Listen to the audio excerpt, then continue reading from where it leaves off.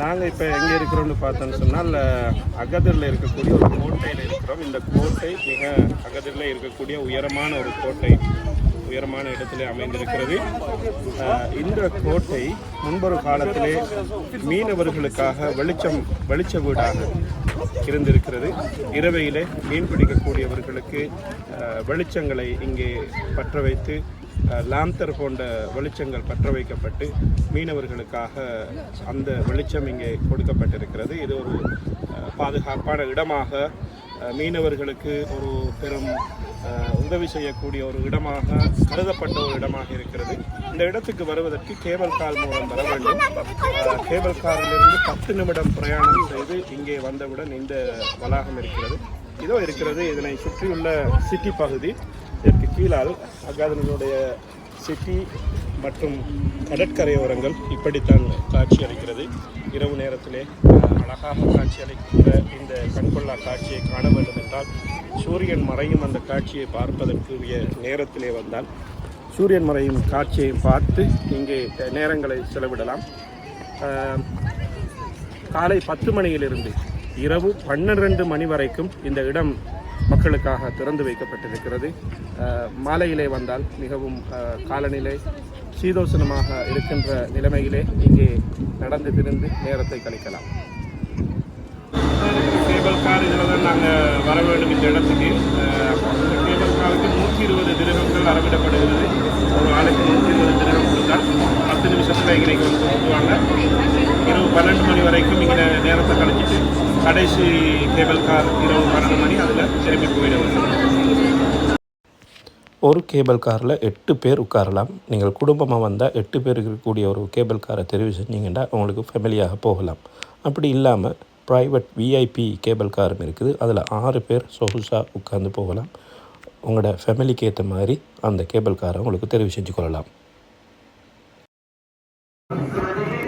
இந்த பகுதி இப்படி மக்கள் அப்படியே இருந்து கொண்டிருப்பாங்க. மொரோக்கன் பாடல்களை கேட்கறதுக்கு. மொரோக்கோவில் ஒரு அதிசயத்தை நான் கண்டேன். என்னென்றால் இரவு நேரங்களிலே பாடகர்கள், சிறு சிறு பாடகர்கள் பாடுவார்கள். அதை ரசித்து கேட்பதற்கென்று கூட்டமாக இருக்கும். அப்படி ஒரு காட்சியை மொரோக்கோவின் பல பகுதிகளிலே பார்த்தோம். அப்படியான ஒரு காட்சி தான் இந்த கோட்டைக்குள்ளும் காண கிடைக்கிறது. இதோ சுற்றியுள்ள பகுதி இது.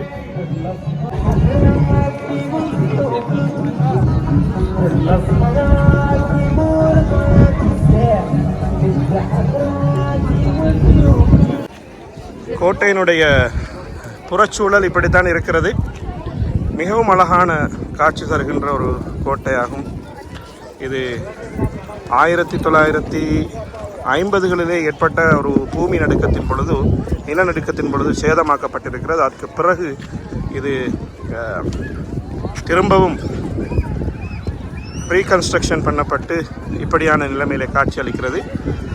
இந்த இடத்தை மொரோக்கோவினுடைய அகதிர் இந்த பகுதி போர்த்துகீயர்களால் ஆளப்பட்ட ஒரு பிரதேசம். சுமார் 15ஆம் நூற்றாண்டளவிலே போர்த்துகீயர்கள் இந்த பகுதியை ஆண்டிருக்கிறார்கள் என்ற சரித்திரமும் இந்த அகதிர் இந்த கோட்டைக்கு உண்டு. மிகவும் ரம்மியமான இதயத்தை கவர்ந்தெழுக்கும் கண்கொள்ளா காட்சிகள் உண்மையில் இந்த கோட்டையிலிருந்து காணக்கூடியதாக இருக்கின்ற காட்சிகளைத்தான் நீங்களும் நானும் பார்க்கின்றோம். மாலையானதும் கோட்டையை சுற்றியுள்ள கீழாலுள்ள நகர் பகுதி இப்படித்தான் காட்சி அளிக்கும். மிகவும் கண்கொள்ளா காட்சியாக, கண்ணை கவருகின்ற காட்சியாக இது இருக்கும். சரியாக இந்த அகாதிர் கோட்டை எங்கே இருக்கிறது என்றால், அகாதிரனுடைய கடற்கரை பகுதிக்கு மேலால் ஒரு மலைக்குன்று அமைந்திருக்கிறது. அந்த மலைக்குண்டிலே தான் இந்த கோட்டை அமைந்திருக்கிறது. அதனை சுற்றி கடற்கரையோரமாக இப்படி பாதைகள் அமைக்கப்பட்டு மக்கள் நடந்து செல்வதற்காகவும் அல்லது கடற்கரையிலே உல்லாசமாக இருப்பதற்காகவும் இப்படி கடற்கரை அழகுபடுத்தப்பட்டு இருக்கின்ற காட்சிகளைத்தான் அகதிரிலே நாங்கள் பார்த்தோம்.